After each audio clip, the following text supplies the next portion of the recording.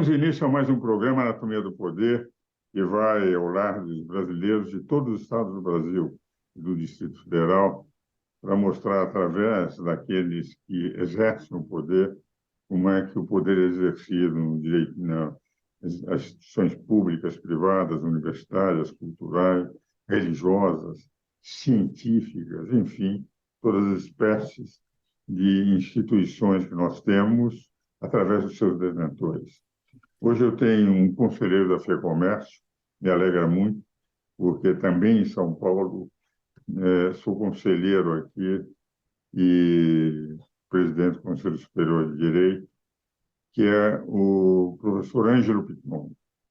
E hoje vamos falar sobre assuntos que interessam diretamente, não só a economia, mas principalmente na área tributária, diversos aspectos que o doutor Ângelo Pitombo tem se preocupado e discutido nas instituições de classe com o governo, no que diz respeito ao interesse nosso de cidadão. Meu caríssimo professor Ângelo Pitombo, é uma alegria ter aqui no meu programa e já começo lhe colocando nos trabalhos que o senhor tem feito, aquela pauta de trabalho, aquilo que o senhor consideraria mais importante, principalmente nesse momento em que se discute um crédito de 168 bilhões de reais, sem que ninguém tenha se preocupado em dizer quais as fontes para sustentar esse furar de teto que o governo Lula pretende. Com a palavra, meu caro Ângelo Piton. Professor, imagine que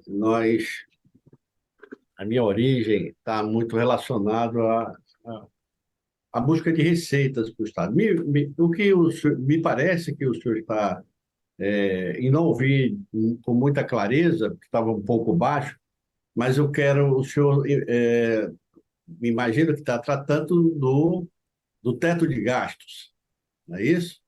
É Exatamente. isso? E o problema da receita, como é que vai se Pois, suportar esse teto de gastos? pois é, nós temos aí uma infinidade de, vamos dizer assim, razões, do ponto de vista econômico, tributário, para que a gente não tome providências dessa natureza, né?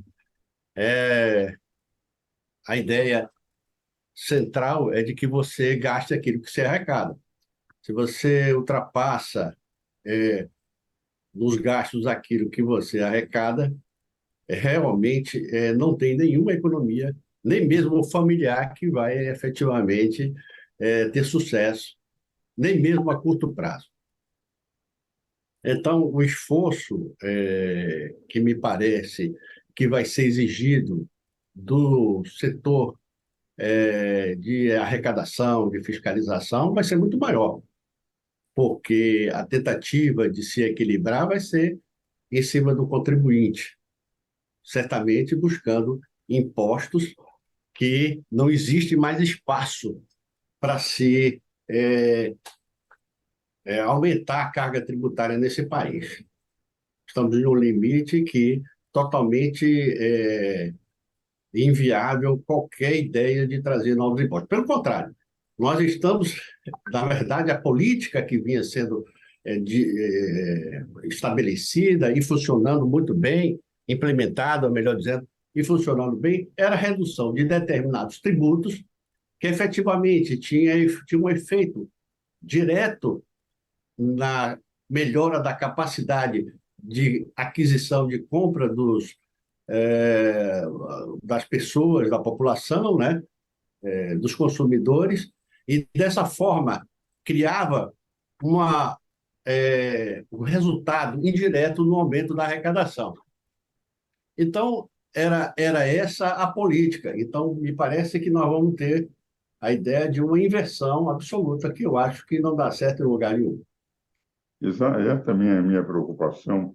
E no momento em que o senhor mesmo, doutor Ângelo, estava trabalhando numa série de projetos, enfim, de melhoria dessa relação entre fisco e contribuinte, melhoria E eu gostaria que o senhor falasse um pouco sobre esses projetos em que o senhor tem discutido com especialistas do Brasil e os nossos telespectadores. Veja, professor, acho que eu peço licença para me dirigir especificamente à questão da nova gestão de São Paulo. Vou aproveitar como referência os desafios que hoje são colocados nessa nova gestão tributária de São Paulo.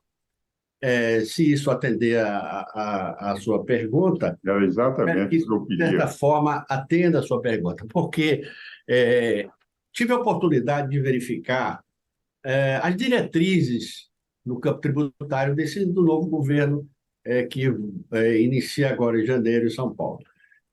E observei que lá estavam fixadas algumas diretrizes interessantes, importantes, como a modernização, a simplificação e a redução de impostos. Ora, todos sabem que toda reforma tributária, projeto de reforma tributária, pressupõe essas questões, principalmente a simplificação é uma importante bandeira de todas as reformas tributárias e nós sabemos que é fundamental. Mas, além da simplificação, eu acho que deveria ser incluída nessas diretrizes a questão da transparência, doutor Ives. A transparência, olha, não me parece lógico se nós termos, já que nós temos um sistema tributário, um dos mais complicados do país, do mundo, onde o ICMS é o príncipe, quer dizer, é o destaque nesse cenário de dificuldades de interpretação da legislação, não me parece lógico que você tenha um órgão de fiscalização tão maior do que o órgão de orientação e consulta. Ora, se nós temos tributo, um sistema tributário complicadíssimo, na minha visão, era necessário mudar totalmente a visão da Secretaria de Fazenda, ampliando de forma, vamos dizer assim, muito grande os órgãos de orientação e consulta. E existe hoje recursos de tecnologia de comunicação que vai permitir que isso atinja todos os lugares do estado de São Paulo e ofereça esses resultados. Toda vez que eu falo sobre isso, aí nos seminários da FEComércio, etc., tal, os contadores se aglomeram em torno de mim, porque eles acham que esse é um projeto importantíssimo. E eu imagino as dificuldades que ele tem nesses recantos do país, do Estado, com relação às questões tributárias, que a gente que ensina tributos, e especialmente CMS, tem dificuldades, imagine ele. Então, é necessário essa mudança importante. Mas, além da questão, Eu queria professor. fazer uma observação, que, aliás, está bem na linha do senhor. Na quarta-feira, eu participei de um seminário, de um congresso da IBET, com um juiz federal e o presidente da Ação Brasileira de Direito Financeiro, o Brigagão, e juiz juiz federal do Rio de Janeiro, que é professor também da Escola de Magistratura, etc. E toda a linha das nossas 3 conferências foi no sentido dessa simplificação. Quer dizer, inclusive o juiz dizia, se nós trabalharmos agora mais com transações, com mediações, com arbitragem, o que se vai reduzir de processos para nós, juízes, que somos generalistas, não somos especialistas, será muito grande. Isso vai, inclusive, facilitar até tornar a justiça mais célere, porque 35% de todos os processos que estão em andamento na Justiça do Brasil, que são 77 milhões de processos, são tributários. E grande parte deles poderiam ser solucionados de outra maneira. esse encontro, esse diálogo entre contribuintes e o fisco, numa visão não de interesse da receita, mas de redução para poder ser palatável para os contribuintes, eu considero importante. Por isso que o senhor está dizendo é realmente fundamental para uma correta política tributária. Professor, nessa linha que o senhor acaba de se referir, eu só gostaria de complementar essa ideia sobre o desafio do governo, novo governo de São Paulo em relação à área tributária, que eu estava falando sobre a transparência. Mas tem uma coisa que não está lá que eu acho muito importante, não está nas diretrizes, que é a questão da segurança jurídica. Professor, o senhor imagina que, no caso da interpretação tributária no âmbito administrativo, o senhor sabe muito bem disso, é possível, por exemplo, o auditor ter um entendimento sobre a matéria tributária, o órgão de consulta ter outro, o órgão de julgamento ter outro, e, pasme, a Procuradoria Fiscal ter outro totalmente distinto. Isso o senhor pode observar que só no âmbito da interpretação do executivo, do poder executivo. Porque imagina bem o senhor que, se for para o judiciário pode ter um entendimento totalmente diferente de todos eles. Isso não pode existir. Professor, é necessário, e hoje parece que o governo de São Paulo, o novo governo, tem todos os meios para isso, tem gente muito qualificada. O presidente do TIT, por exemplo, que é um professor, inclusive do IBET, é um homem altamente qualificado e tecnicamente preparado, o doutor.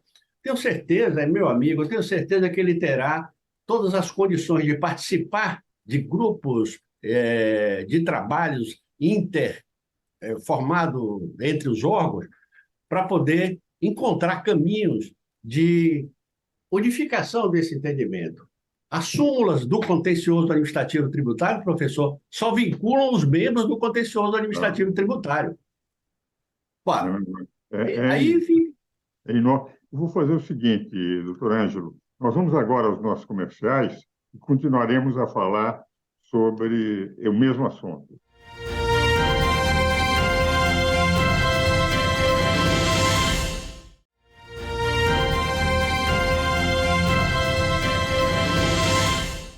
Damos continuidade ao programa Anatomia do Poder, hoje entrevistando um grande conhecedor, especialista de direito tributário, que é o Dr. Ângelo Pitombo, e que está examinando os projetos no Brasil e principalmente no estado de São Paulo, que é o mais importante no momento na sua análise, para a simplificação da legislação tributária e a forma de um entendimento melhor entre fisco e contribuinte.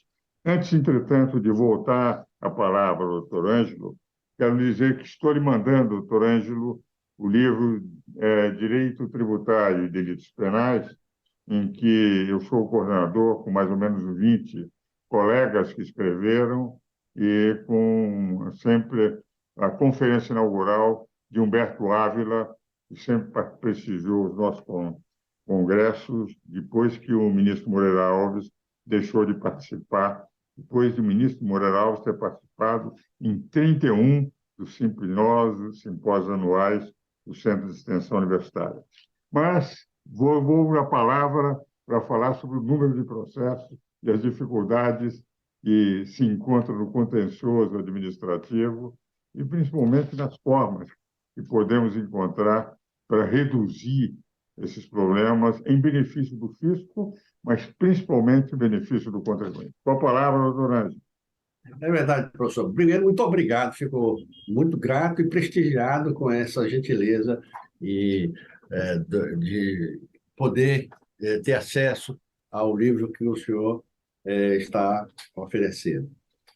Mas eu dizia dos problemas do contencioso administrativo e tributário e das dificuldades da interpretação dentro do contencioso administrativo. Só no contencioso administrativo, eu dizia que há possibilidade de o auditor ter uma interpretação, o órgão julgador outra, de orientação e consulta outra, e a própria Procuradoria Fiscal outro entendimento. Então, é uma espécie de esquizofrenia em relação à interpretação da matéria tributária dentro do contexto administrativo. Primeiro, precisamos cuidar da questão interna.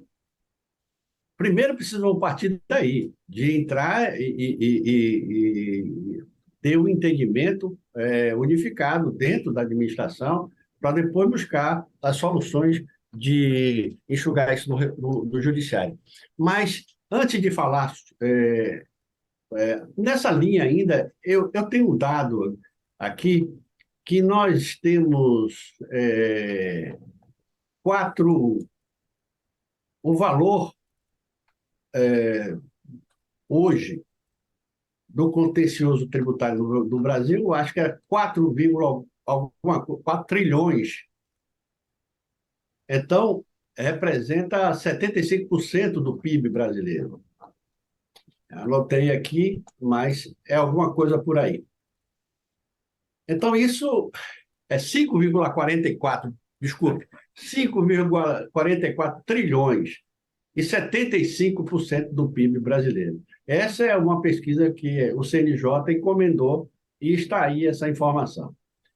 Quando vejo isso, eu fico pensando nas coisas que o senhor tem dito com relação à reforma tributária. Quando o senhor trata da inviabilidade no momento da reforma tributária, onde vão conviver durante 10 anos o novo regime tributário com o atual. Quer dizer, não vejo a menor perspectiva de reduzir esse contencioso. Pelo contrário, nós vamos aí desvendar, como é que diz? Desvendar um novo tributo. E me chamou a atenção muito uma observação que o senhor fez, que o Supremo Tribunal Federal ficou 20 anos para poder definir o que é mercadoria, circulação, serviços de ICM em relação, prestação de serviços em relação ao ICMS, e eu acrescentaria a questão da base de cálculo de submissão tributária com relação ao fato gerador presumido,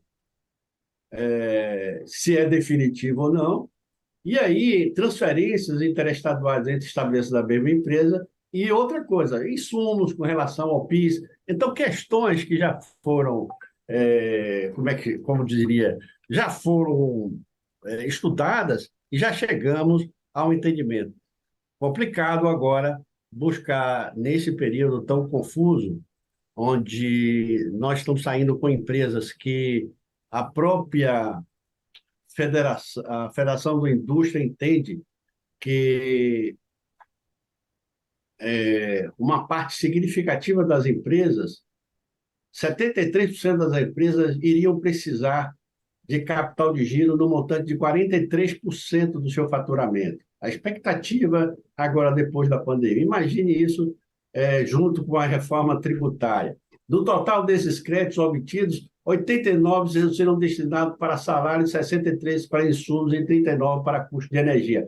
Ora, um cenário desse, você trazer um novo imposto para essas empresas enfrentarem e ainda ampliarem seus custos para poder atender às obrigações tributárias, que hoje gira em torno de 1,5% a 2% do faturamento, é muito difícil. Então, eu tenho acompanhado suas considerações e estou absolutamente afinado com elas. A professora Isabel Dese já dizia, desde quando fiz um curso na Universidade Federal sobre especialização em direito tributário, que precisamos aperfeiçoar os tributos atuais.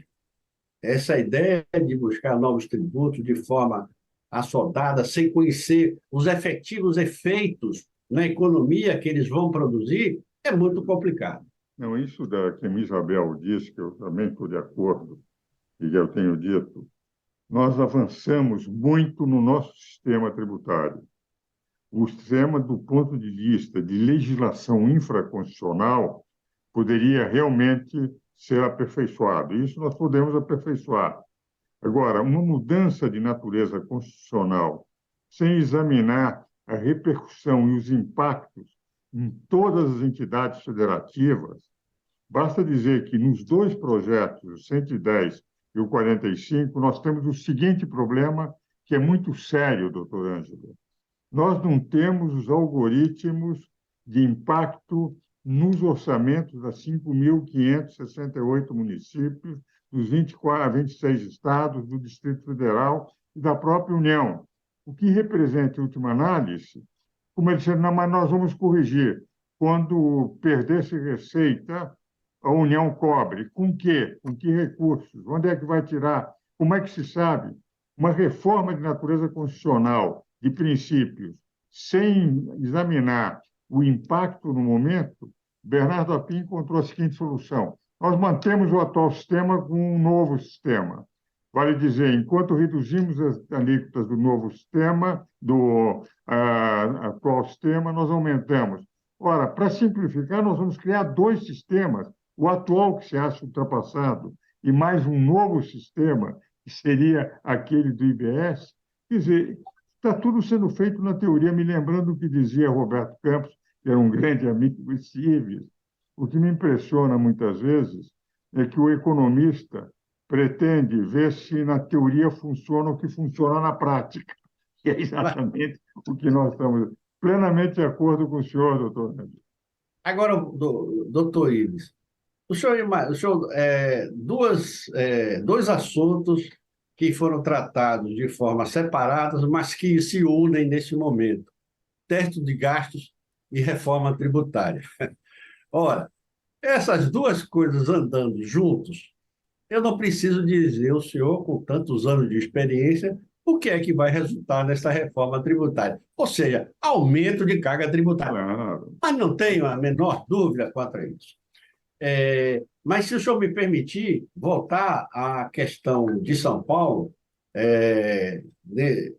quando a análise da gestão de São Paulo, eu percebi lá nas diretrizes que existia a ideia de reduzir carga tributária. E lá, nas diretrizes, trata de reduzir cargas tributárias de automóveis, IPVA, enfim, taxas, etc. e tal. Mas existe uma questão que, dentre esses itens que precisam ser retomados a carga tributária diante da pandemia, eu queria apenas chamar a atenção, aproveitar essa oportunidade que podem estar nos ouvindo aí. A prioridade, no meu entendimento, deve ser o óleo diesel, da redução pelos efeitos. Eu só quero dar um palpite aqui. Ora, se tem que reduzir, vamos começar por óleo diesel. Primeiro, professor, porque o óleo diesel aumentou a alíquota em São Paulo de 1,33% em 2021. A alíquota em todos os estados normalmente é 12%. Então, houve um acréscimo de 1,3% nessa alíquota. Me parece que, nesse momento, nessa intenção que o governo tem de reduzir a carga tributária, o óleo diesel seria o mais adequado. Até porque, pelos efeitos que o senhor sabe, que provoca não só nos transportes públicos, como também nos transportes de mercadoria e, portanto, no preço final de venda a varejo desses produtos. Mas São Paulo tem uma oportunidade ainda maior, porque São Paulo faz parte de um convênio 79/19, se eu não me engano, que autoriza a redução de base de cálculo de óleo diesel, de ICMS. E São Paulo, apesar de fazer parte do acordo, porque o senhor sabe muito bem que para os benefícios fiscais, no âmbito dos estados, precisa de convênio e precisa de unanimidade. Então, portanto, esse convênio que São Paulo faz parte, ele é signatário do convênio, mas não está autorizado a reduzir a base de cálculo de óleo diesel destinado especificamente para o transporte urbano de pessoas, né, de passageiros. E aí ela ainda tem essa oportunidade de reduzir essas taxas de transporte, enfim, esse custo que as pessoas têm e atingir diretamente as pessoas aí com a redução do óleo diesel destinado a esse segmento de transporte urbano. Tá certo? Meu caro doutor Ângelo, fico muito grato pela sua participação no nosso programa. Lamento que o tempo é um grande inimigo no programa, quando temos um entrevistado como o senhor. Poderíamos continuar discutindo indefinidamente os pontos, que são muitos que teria para levantar, mas vamos aproveitar um outro programa para continuar a discutir algumas dessas teses. Um grande abraço, amigo, muito grato pela sua participação. Meus telespectadores, espero-os novamente no próximo domingo.